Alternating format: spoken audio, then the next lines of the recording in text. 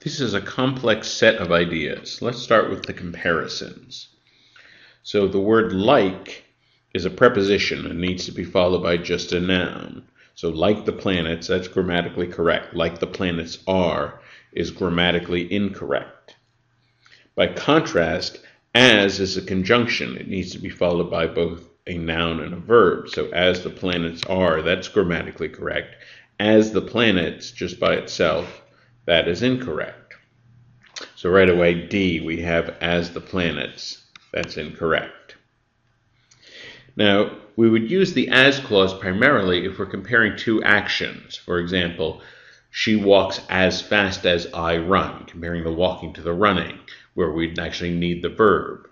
If we're comparing two nouns, here we're comparing stars and planets, we can say stars are like the planets. That's very clear. But to say stars are as the planets are, that's somewhat wordy and redundant. So even though technically it's grammatically correct, it's a bit awkward. And that's exactly what we have in answer choice A, just as the planets are. So at the very least, we're going to be suspicious of that. So the others, we have like the planets, like the planets, like the planets. Those all do the comparison correctly.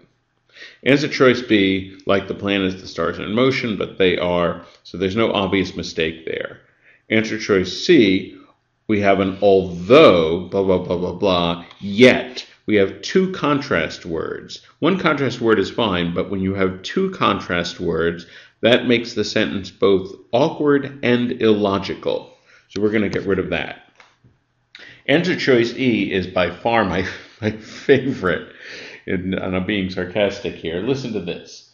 The stars are in motion like the planets, some of which at tremendous speeds are in motion. Oh my God, take this out back and shoot it. This is a train wreck of an answer choice. Among other things, notice it makes it sound like the planets are the ones moving at the high speeds, not the stars.